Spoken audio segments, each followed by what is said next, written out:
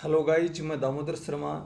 आज 13 जुलाई 2020 के top 10 current affair की चर्चा करेंगे। मित्रों, 13 जुलाई के लिए पहला क्वेश्चन है कि हाल ही में भारतीय रेलवे ने किस वर्ष तक नेट जीरो कार्बन एमिशन मास ट्रांसपोर्टेशन नेटवर्क बनाने का लक्ष्य रखा है। इसका मतलब क्या है? मतलब भारतीय रेलवे कौन से वर्ष तक कार्बन का जो उत्सर्जन है वो 0% तक कर देगा। मतलब 2030 तक कार्बन का उत्सर्जन 0% तक रेलवे करेगा। तो इस बात को समझना, ये लक्ष्य रखा गया, रेलवे के द्वारा रखा गया है। रेल की बात करोगे, रेल मंत्री पीयूष गोयल है। अच्छा, आप कमेंट में जवाब देना, स्वतंत्र भारत के पहले रेल मंत्री कौन थे? जवाब सारों के आने चाहिए, तभी पता चलेगा कि आप वीडियो देखते हो या नहीं देखते हो। ओके। अच्छा, एक बात और है दोस्तों, कल से 14 जुलाई से अपन डिजिटल बोर्ड पर ज्योग्राफी शुरू करेंगे। और geography, Rajasthan geography, Indian geography, विश्व ज्योग्राफी की मैराथन क्लास लगाएंगे। आपका सिलेबस कराएंगे, अच्छी तरीके से ढंग से कराएंगे दोस्तों। आप उस वीडियो को लाइव क्लास लगाएंगे उनकी, तो आप भी देखना उनको। दूसरा क्वेश्चन है, हाल ही में फ्लिपकार्ट ने कला, शिल्प, हथकरघा क्षेत्रों को बढ़ावा देने के लिए किस राज्य सरकार के साथ समझौता किया है? कर्नाटक सरकार के साथ समझौता किया। कर्नाटक के मुख्यमंत्री येदियुरप्पा हैं, और येदियुरप्पा ने फ्लिपकार्ट के साथ समझौता किया है कि जो प्रवासी लोग हैं उनको शिल्प कला में, हथकरघा क्षेत्र में उनको रोजगार दिया जाए, तो उन क्षेत्रों को बढ़ावा दिया जाए। इसलिए कर्नाटक ने इसके साथ समझौता किया। एक अच्छी खबर हो सकती है दोस्तों कि मतलब जो लघु उद्योग हैं, छोटे उद्योग हैं, उनको सरकार बढ़ावा दे रही है। तो ये क्वेश्चन एग्जाम में भी आ सकता है कि कौन सी सरकार है जो छोटे उद्योगों को बढ़ावा दे रही है। भारत में कर्नाटक सरकार एक ऐसी है जो लघु उद्योगों को, शिल्प उद्योग, हथकरघा, इन क्षेत्रों की ओर ध्यान आकर्षित कर रही है, लोगों को रोजगार दे रही है इनकी तरफ। बात समझ में आई होगी। अगला क्वेश्चन है, हाल ही में अमेरिका नौसेना में पहली अश्वेत महिला पायलट कौन बनी है? जेजी मेडलिन स्वीगल बनी है। दोस्तों, जब भी आप आज का न्यूज़पेपर पढ़ोगे 13 जुलाई का, उस पेपर में पहले ही पृष्ठ पर नीचे नीचे इसकी पूरी की पूरी खबर दे रखी है। आप उस खबर को पढ़ना। ये अश्वेत पहली महिला पायलट बनी है, मेडलिन स्वीगल, और ये वर्ल्ड रिकॉर्ड है। दुनिया में पहली अश्वेत महिला पायलट यही बनी है। आने वाली एग्जाम के लिए इम्पोर्टेंट है। अमेरिका ने पूरी दुनिया में अश्वेत के प्रति अभियान चल रहा है। श्वेत और अश्वेतों के बीच में अभियान चल रहा है। अश्वेतों की सुरक्षा के नियम बताए जा रहे हैं। और ट्रंप सरकार भी इसी तरह से, अभी नवंबर में चुनाव है अमेरिका में राष्ट्रपति के, तो ट्रंप भी ध्यान दे रहा है कि अभी दोबारा जीतना है। लेकिन नतीजे तो ये बता रहे हैं बाइडेन जीत रहा है चुनाव में अमेरिका में। खूब सारी बातें हैं। अगला, हाल ही में किस राज्य सरकार ने दूध और उसके उत्पादों की शुद्धता निश्चित करने के लिए अभियान चलाया है? राजस्थान गवर्नमेंट ने चलाया दोस्तों। राजस्थान सरकार ने दूध और उससे बने उत्पादों की शुद्धता जांच करने के लिए प्योर फॉर श्योर, देखो अभियान कौन सा है, प्योर फॉर श्योर अभियान है। इस अभियान को चलाया गया, राजस्थान सरकार ने चलाया। दूध से बने जो पनीर है, दूध से बने जो रसगुल्ले हैं, उनकी शुद्धता जांच करने के लिए, और ये राजस्थान सरकार ने अभियान चला। मिलावट का सामान ज़्यादा आने लग गया दोस्तों। दूध वाली चीज़ों में तो मिलावट ही मिलावट, दूध ही मिलावट, सिंथेटिक दूध आता है। आप देखते हैं कई शहरों में दूध सिंथेटिक घर पर बना करके, अब जगह के जी लोगों के गाय टलगी, भैंस टलगी, छच्छा बना हो गया, लेकिन वह दूध भी ही बेच रहे हैं। मतलब गाय टलगी बन कोई मतलब को नहीं है, बस सिंथेटिक दूध बना रहे हैं और डेयरी पर दे रहे हैं। आप पी रहे हैं, आप पेट खराब हो रहे हैं। मतलब तो दूध, इसकी जांच करने के लिए राजस्थान सरकार ने ये अभियान चलाया है दोस्तों। आप देखना, गौर करना इनकी बातों पर।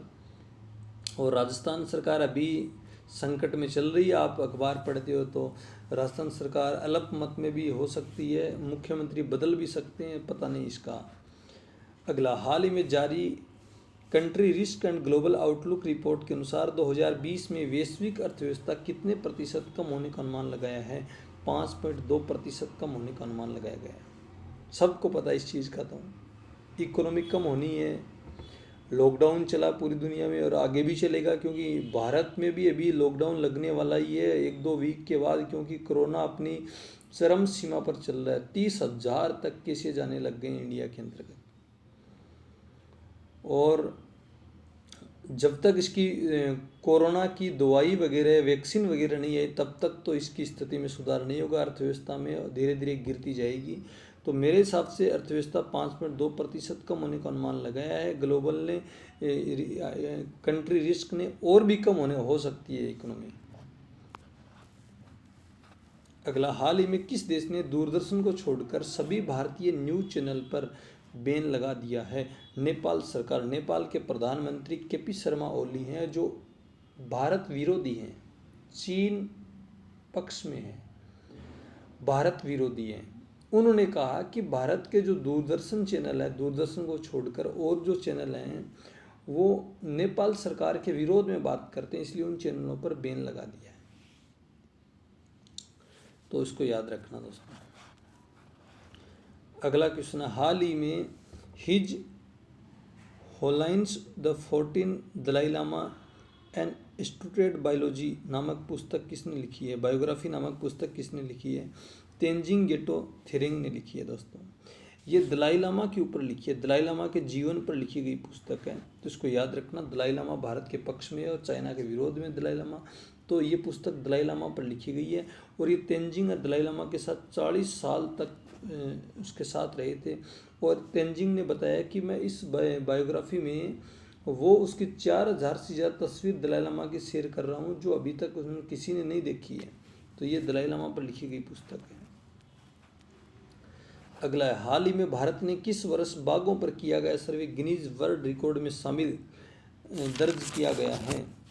ये 2018 का है दोस्तों। 2018 में जो सर्वे किया गया था 1,21,337 वर्ग किलोमीटर में किया गया था और वो दुनिया का सबसे बड़ा सर्वे था बाघों का और उसको गिनीज वर्ल्ड रिकॉर्ड में शामिल किया गया है।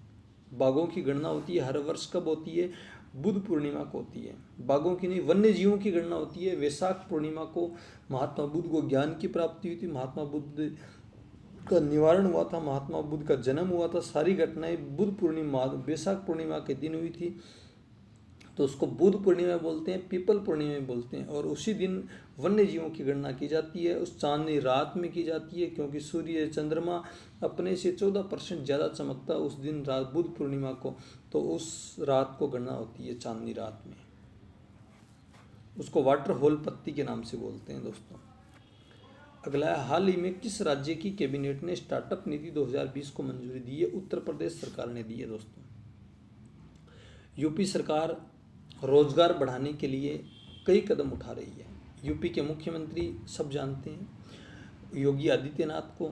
और अभी एनकाउंटर भी है यूपी में विकास दुबे का, तो चर्चा का विषय पूरे देश में पूरी दुनिया में चर्चा चल रही है।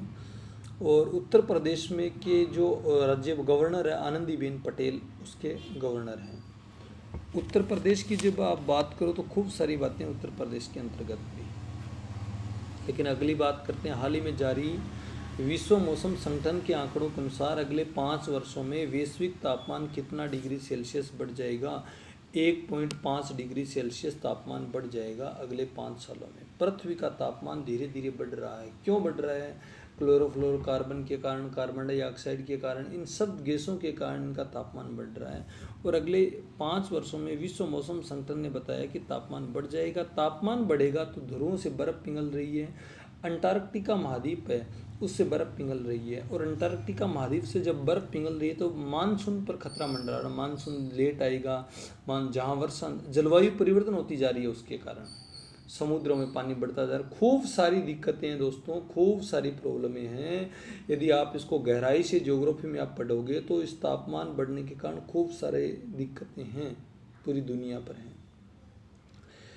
अकाल पड़ने की संभावना खूब होगी, खूब सारी प्रॉब्लम होगी दोस्तों। वीडियो पसंद आए तो लाइक करना, शेयर करना, सब्सक्राइब करना। Damodar Sharma always with you. Thank you for watching. Okay.